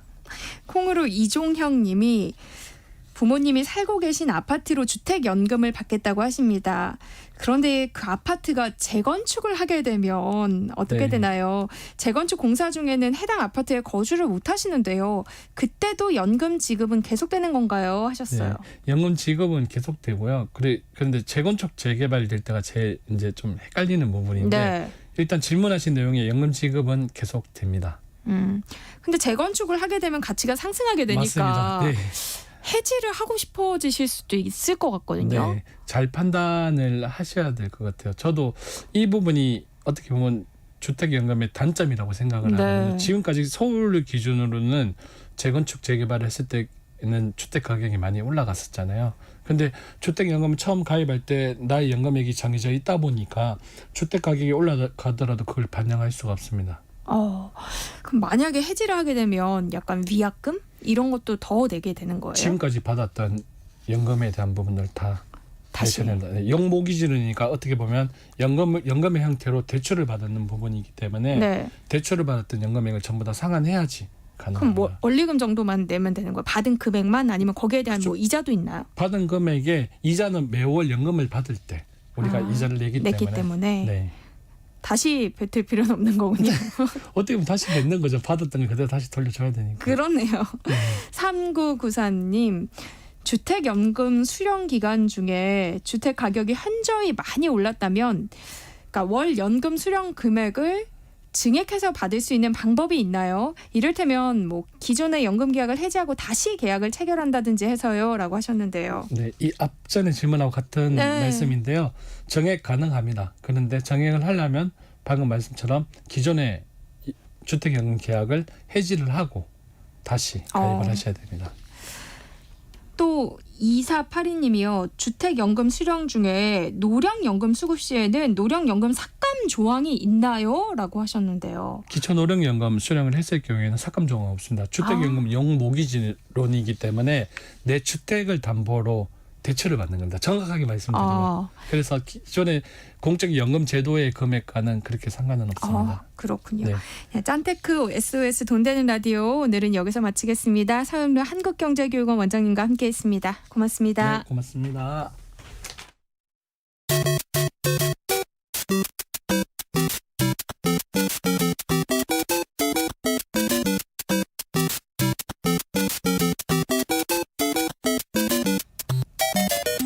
아직도 게임을 그저 놀이로만 보시나요? 인문학적 관점으로 살펴보면 게임 속에 숨어있는 메시지가 보인다고 하는데요. 게임에 대한 오해를 풀고 세대 간극을 좁히는 시간입니다. 해시태그 게임 인문학 이경혁 게임 제너레이션 편집장과 함께합니다. 어서 오세요. 예, 안녕하세요. 이경혁입니다. 네, 오늘은 어떤 게임 이야기 준비해 오셨을지 궁금해요. 7월이죠. 이제 본격적으로 여름이 시작됐는데 날이 더워지기 시작하면 미디어 업계에서 이제 항상 꺼내드는 시즌 아이템이 있는데 바로 남량물입니다. 이제 슬슬 호러의 계절이 오고 있는데 진짜로 뭐 무서우면 저는 시원해지는지는 잘 모르겠어요. 그런데 이제 호러의 계절이 오다 보니까 게임에서도 굉장히 많은 호러 장르가 있는데 그 중에서도 특히 게임에서 굉장히 많이 만나볼 수 있는 호러 소재로서 좀비라는 개념을 이야기해보고자 합니다. 좀비라면 정말 공포 영화에 자주 나오는 소재잖아요. 정확하게 어떤 존재인지는 또 설명이 잘 안 되긴 하는데요. 네, 그렇죠. 우리가 일상적인 개념도 누가 선생님이 불러서 설명해봐 이러면 말문이 좀 막히게 되는데 일단은 실존하는 개념은 아니죠. 좀비라는 건. 보통은 우리가 드라마나 영화에서 좀비를 보면 뭔가에 감염이 되거나 혹은 뭔가 알 수 없는 주술의 저주를 받아서 시체가 살아나서 살아있는 사람들을 공격하고 또 그 공격을 받아서 물리면 물린 사람도 좀비가 된다. 이제 이런 게 좀비에 대한 기본 설정인데요. 아주 뭐 근원을 찾아본다면 좀비의 기본 개념 자체는 IT에 있는 부두교에서 비롯되었다고 이야기를 합니다만 실제 부두교 계신 분들은 이 얘기를 하면 굉장히 화를 내세요. 왜냐하면 거기서는 뭐 이렇게 약물 같은 걸 써서 약간 사람이 정신을 잃는 정도만 있었는데 이거를 이제 미디어 업계가 가져가서 조금 더 무섭게 시체가 일어난다로 개념을 바꿔냈기 때문에 사실은 실존하는 개념은 아니고 말 그대로 컨텐츠 안에 존재하는 상상의 개념입니다. 그런데 이 개념은 꽤 오래전부터 있었어요. 뭔가 죽은 자가 다시 일어나서 사람을 공격한다. 예를 들어 서양 판타지에서 우리가 자주 볼 수 있는 언데드라는 개념이 있죠. 보면은 빛을 받으면 갑자기 막 흙으로 사라진다거나 그런데 이렇게 눈, 코, 입이 하나도 없고 괴성을 지르면서 사람을 쫓아오는 이런 언데드 혹은 뭐 죽었지만 움직이는 시체에 관한 굉장히 많은 설화들이 서구권에 존재를 하고 사실 우리는 이제 동아시아권이잖아요. 우리에게도 굉장히 익숙한 개념이 있는 게 강시입니다. 네, 젊은 분들은 지금 놓칠 수가 있는데 한국 영화계에서는 한 80, 90년대에 이른바 강시 영화라는 게 굉장히 또 붐을 일으키기도 했어요. 맞아요. 거기도 보면 그렇잖아요. 그러니까 죽은 시체를 부적을 붙여서 다시 살려내고 그 강시가 사람을 공격한다라는 개념들이 굉장히 또 유행을 했었단 말이죠. 이처럼 동서양 모두가 똑같은 개념을 갖고 있습니다. 죽은 시체가 다시 일어나서 인간을 위협한다. 굉장히 오래된 개념이죠. 그런데 그런 존재를 언데드나 강시라고 하지 않고 좀비라고 부르는 이유가 있지 않을까요? 뭔가 다른 특징이 있을 것 같은데요. 네, 뭐 언데드건 강시건 좀비건 다 가짜잖아요. 근데 미디어 속에서 재현되는 것도 조금씩 발전을 합니다. 그래서 그냥 죽은 게 아니라 이제는 좀비라는 새로운 개념이 있다라고 좀 발전이 되는데, 그중에서도 좀비물이라고 하면 보통 감염이라는 걸 굉장히 큰 특징으로 잡아줘요.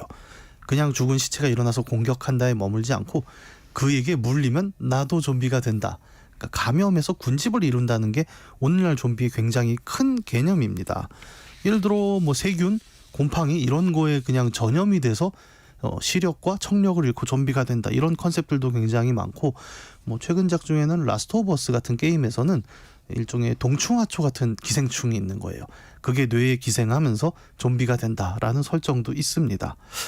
그래서 뭐 꼭 죽은 시체가 움직인다만으로 좀비를 얘기할 수는 없고, 일종의 기생, 그리고 그 기생을 통해서 일어나는 감염이 항상 포함이 되는 거고, 그래서 우리가 미디어 속 좀비를 보면 항상 어떤 느낌이냐면 군집입니다.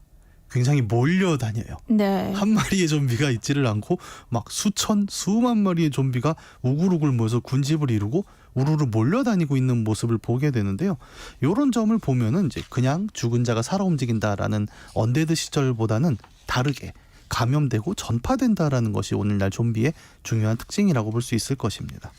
뭐 사실 좀비가 나오는 영화나 드라마는 정말 많이 봤잖아요. 네. 부산행이라는 영화가 워낙 유명하기도 했고, 네. 뭐 심지어 킹덤 같은 OTT 드라마에서는 사극 속에서도 좀비가 네. 등장하는데요. 게임 속에서도 좀비가 많이 나와요? 게임 같은 경우는 오히려 그 좀비가 지금처럼 유행하기 전에 굉장히 또 메이저한 장르이기도 했습니다. 다만 뭐 게임을 하는 사람이 아주 많은 건 아니었으니까요. 오히려 일반적인 대중문화에서 좀비가 서브컬처에 가까웠죠. 사실 한국에서 특히 영화 부산행이나 말씀하신 드라마 킹덤이 유행하기 전에는 좀비라는 건 굉장히 서브컬처에 가까웠습니다. 네. 그런데 천만 영화에서 좀비가 다뤄지고 이러다 보니까 이제는 뭐 누구나 좀비라고 하면 익숙하게 이해를 하는 시대가 된 거죠. 게임 쪽에서 좀비를 언제 처음 다뤘냐라고 물으면 이것도 연원이 꽤 깊은데 그래도 영화보단 짧아요. 네. 왜냐하면 영화에서 좀비가 처음 나온 순간은 게임이 세상에 없었거든요. 그래서 영화에서 좀비가 처음 언제 나왔냐 이야기하면 보통 1960년대 말에서 70년대 초. 네. 이제 실제 영화 타이틀로는 살아있는 시체들의 밤이라는 영화가 있었습니다. 그래서 1969년 영화인데 이 영화에서 좀비라는 표현을 쓰진 않았어요. 그런데 지금 우리가 얘기한 대로 죽은 시체들이 군집을 이뤄서 사람을 막 물고 전파되는 그 개념이 이제 처음 나오게 됩니다. 그때는 게임이 없었기 때문에 뭐 비디오 게임에서 좀비의 역사는 길지 않다라고 얘기하실 수 있겠지만, 문제는 비디오 게임은 70년대 말쯤에 이제 처음 탄생을 하잖아요. 근데 나오자마자 80년대부터 바로 게임에 좀비가 등장을 하기 시작을 네. 합니다. 최초로 좀비라는 단어를 쓴 게임으로는 1984년의 게임인데 이름 자체가 좀비예요. 그러면 뭐 굉장히 무서운 내용이 나왔을까 싶지만 아시겠지만 여러분, 80년대 게임의 그래픽이라는 건 저점이 뭘 의미하는지 잘 모르는 그래픽입니다. 그래서 전혀 좀비라고 생각할 수도 없고, 그냥 게임 제목이 좀비라니까 좀비겠지? 인데 심지어 이 좀비가 굉장히 무섭지도 않았어요. 게임도 너무 단순해서 뭐 총으로 쏜다거나 이런 개념도 아니고 고층 빌딩에서 좀비를 밀어서 떨어뜨리는 게 전부였던 게임이었습니다. 그래서 뭐 오늘날 좀비가 나오는 게임이라고 얘기하면 얘는 큰 의미는 없어요. 다만 이제 이름을 그렇게 지었다 정도인데, 약간 이게 왜 이름을 좀비로 졌을까를 생각해 보면 네. 재밌는 게 80년대부터 이제 좀비 영화가 굉장히 흥행을 한단 말이죠. 그러면서 뭐 여름 되면 좀비 영화만 수십 편이 쏟아지다 보니까 게임사 입장에선 이번에 나오는 게임인데 좀비 얘기를 좀 붙이면 장사가 되지 않을까라는 정도의 의미로 사용이 됐었습니다. 그런데 이제 1980년대 이후 게임의 그래픽이 점점 발전하고 새로운 기계들이 나오게 되면서 점차 게임과 좀비는 매우 친한 사이가 되는데요. 여기에서는 게임의 특성과 좀비의 특성이 굉장히 교묘하게 잘 맞아떨어지는 지점이 있었기 때문인데 혹시 뭐 짐작가시는 게 있으실까요? 모르겠어요. 뭘까요? 바로 좀비가 느리게 움직인다는 점입니다. 사실 우리가 좀비 하면은 그 특유의 움직임을 떠올리게 돼요. 가끔 네. 요새는 놀이공원에서도 왜 좀비 행사 같은 걸 하지 않습니까? 많이 하죠. 예, 근데 요즘의 좀비는 좀 바뀌어서 굉장히 빨리 뛰기도 하는데 기본적으로 우리가 알고 있는 좀비는 굉장히 느리게 움직여요. 꿈지럭꿈지럭거린다고 표현을 하죠. 이 느리고 굉장히 묵직한 움직임을 갖고 있는 게 좀비인데 이런 움직임이 게임에 들어오면 어떻게 시너지가 나게 되느냐면 적을 매우 맞추기 쉬워진다는 점이 나타나게 됩니다. 예를 들어 제가 가끔 비유하는 게 모기를 내가 총으로 쏴서 잡는다고 쳐요. 그러면 아무리 좋은 총으로도 모기를 쏴서 맞추기는 어렵습니다. 정말 빠르게 움직이잖아요. 네. 그 경로도 우리가 예측할 수 없게 움직이고 그런데 같은 총으로 예를 들어 좀비를 쏜다고 하면 에이 그건 쉽지라고 누구나 생각하실 거예요. 그 특유의 느릿한 움직임이 있으니까요. 그러다 보니까 게임을 만들면서 우리 소위 난이도라는 고민을 하게 됩니다. 이게 너무 어려우면 오락실에서 사람들이 그 뭐 데모 플레이라고 하죠. 돌아가는 걸 한번 보고 아 난 저건 못하겠는데 라고 동전을 안 넣거든요. 그런데 이거 움직임이 굉장히 느릿한 좀비를 쏘는 거다라고 하면 사람들이 자신감이 붙는 거죠. 사실 게임은 어려운 대상을 맞춰서 뭐 이기는 것보다 그냥 내가 드르륵 하고 쏘면서 다 터져나가는 게 재밌는 순간들인데 그 상대로 좀비는 정말 최적이었던 거예요.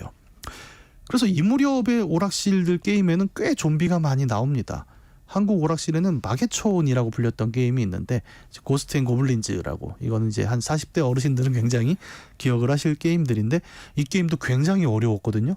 근데 그나마 다행이었던 건 적들이 좀비가 많아서 중간중간에 굉장히 느리게 따라온 애들이 많았다라는 점으로 난이도를 조절하기도 했었어요. 네, 시대그 게임 인문학 오늘은 게임 속에서 좀비들이 어떤 존재로 그려지고 있는지 또 그 속에서 우리가 살펴봐야 할 메시지는 무엇인지 이야기 나눠보고 있습니다. 영화 부산행 이후 K-좀비라는 말이 나왔잖아요. 빠른 속도를 가진 게 특징으로 꼽혔는데 이 고스트 앤 고블린 같은 과거 게임에서는 또 그렇지 않았다는 거잖아요. 그러니까 좀비가 좀 느리게 움직였기 때문에 게임에 더 쉽게 등장할 수 있었다. 뭐 이런 이야기인 거죠. 네, 요즘 좀비는 또 다음 세대 좀비죠. 그러니까 느릿느릿하게 걸었던 좀비가 1세대라면 요즘은 무슨 군집을 이뤄서 이렇게 구름처럼 몰려오는 빠른 좀비가 트렌드이기도 한데 한 90년대까지만 해도 좀비라고 하면 정말 그 느리게 걸어오는 공포의 대상의 이미지가 굉장히 강했습니다. 특히 오락실 시절을 지나서 90년대 들어오면서 뭐 플레이스테이션이나 PC로 게임을 할 경우에 이 좀비의 느린 문제는 더욱더 중요해지는데 이때부터는 게임이 3차원 그래픽으로 나오기 시작을 하잖아요. 네. 그러면 화면을 평면으로 플레이를 할 때보다 이 3차원 공간에서 뭔가를 조준해서 쏘고 맞추는 일은 더 어려워지거든요. 예를 들어 우리 오락실에서 자주 볼 수 있는 그 비행기가 총알을 막 쏘는 게임들이 있습니다. 얘는 맞추기가 쉬워요. 그냥 가로 세로 위치만 똑같으면 바로 맞출 수 있으니까요. 그런데 슈팅 게임이라고 하죠. 그 3차원 공간 안에 들어가서 내가 조준을 해야 되는 게임은 보통 마우스 같은 걸로 전후좌우를 재서 맞추지만 네. 나도 어디 숨어야 되고 상대도 벽 뒤에 숨으면 총알이 들어가질 않고 소위 말하는 조준을 정확하게 하는 일이 3차원 공간에 들어가면 정말 어려워지게 되거든요. 그런데 이런 상황에서 아까 얘기한 대로 목이나 파리를 맞추겠다라고 하면 이건 정말 불가능한 일이 돼버리는 건데 사람들은 말씀드렸다시피 좀 강력한 무기로 적들을 한 번에 쓸어버리는 쾌감을 원해요. 그럴 때 무리지어서 매우 느리게 다가오는 좀비라는 건 게임 제작사 입장에선 아 이게 정말 최고네 라고 난이도 입장에서 생각할 수 있는 부분이 있습니다. 이게 이제 좀비가 타겟이 되는 1차적인 이유인데 네. 사실 90년대 이후 게임에 좀비가 엄청나게 등장하는 이유에는 더 중요한 게 하나 있습니다. 어떤 이유예요? 좀비가 뭐냐라고 이제 물으면 저는 가끔 그런 얘기를 해요. 인간인 듯 인간 아닌 인간 같은 너. 그러니까 인간과 닮았는데 인간이 아니다라는 지명을 하는 것이 이 게임 속 좀비 열풍의 핵심인데요. 뭐 게임 속에 굉장히 많은 적들이 나오죠. 외계인도 나오고 뭐 곤충들도 나오고 아니면 정말 테러 집단도 나옵니다. 근데 그 중에 특히 이제 많이 이전에 다뤘던 게 소위 말하는 괴물들이잖아요. 근데 이런 괴물들은 우리가 쓰는 이유가 괴물은 쏴도 마음의 죄책감이 없어요. 근데 괴물은 사실 괴물처럼 생겼거든요. 근데 그 많은 괴물 중에 좀비라는 괴물은 인간의 시체로 만들어졌다라는 설정이 있기 때문에 그 외형이 정확히 인간의 신체와 일치합니다.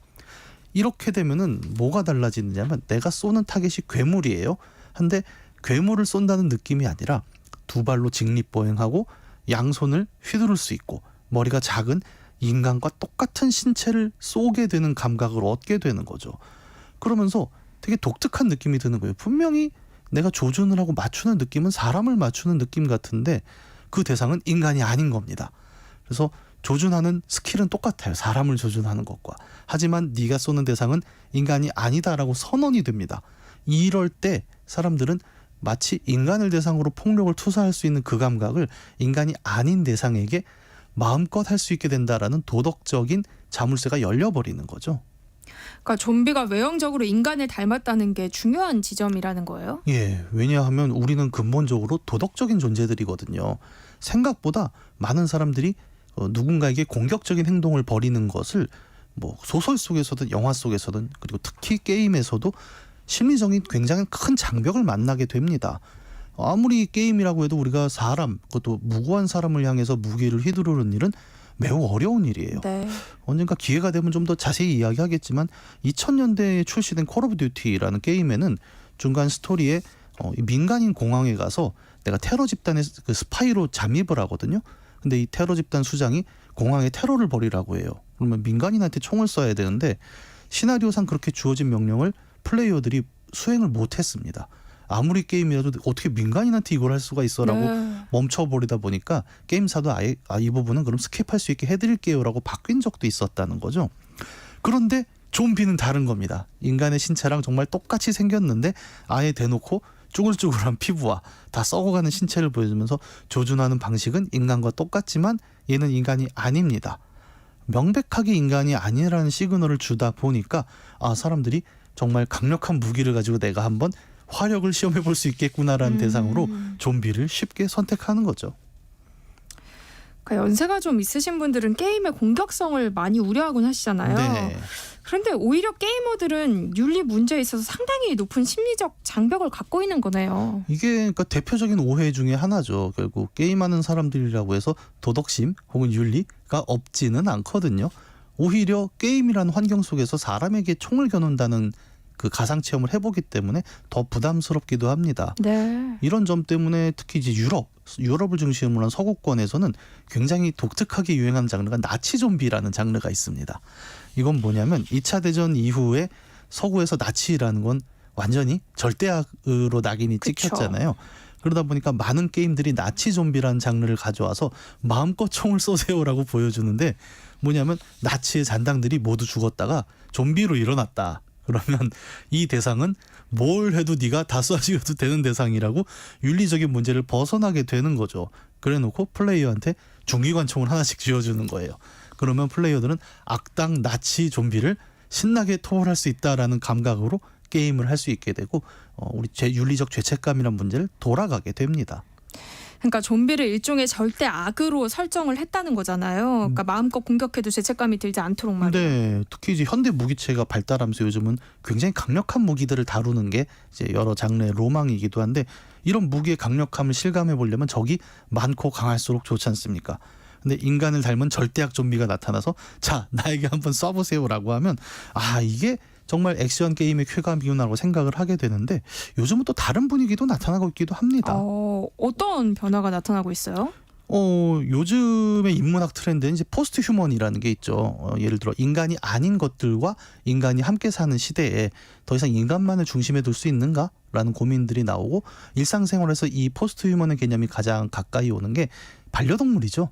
그러니까 동물권 같은 문제들, 그러니까 인간이 네. 인권만 있는 게 아니라 이제 우리와 함께 사는 존재들을 생각해야 되는 게 아닌가가 트렌드다 보니까 게임 속에서도 이제 무차별 살상의 대상이던 좀비가 아니 우리가 좀비랑도 이야기할 수 있는 거 아니야? 네. 라는 질문으로 바뀌기 시작을 합니다. 그래서 뭐 폴아웃 같은 게임에선 좀비라고는 불리진 않지만 비슷한 개념으로 구울이라는 종족이 등장을 하는데 이 사람들하고 플레이어가 같이 이야기도 하고 함께 동료가 되기도 하는 모습이 또 나타나고 있어요. 정말 많은 변화가 나타나고 있네요. 네. 그래서 저는 한때 영원히 절대악일 것 같았던 좀비가 이제 친구가 되는 시대를 보면서 아, 이게 오늘날 우리 세계가 우리라는 개념의 범주를 어떻게 만들어가는가에 대한 답이기도 하다라는 생각도 듭니다. 기존의 인류는 그랬잖아요. 나와 닮은 것들이라는 시각적 개념으로 우리의 범주를 만들었단 말이죠.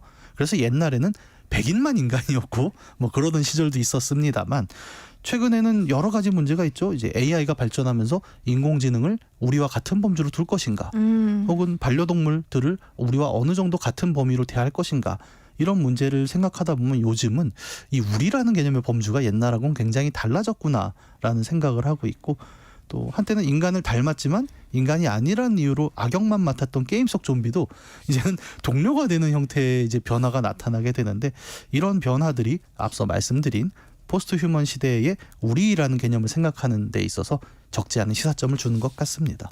그러니까 그동안은 절대 악으로 그려냈던 좀비마저도 이제는 우리라는 테두리 안에 놓고 보기 시작했다는 네. 말씀이신 거죠.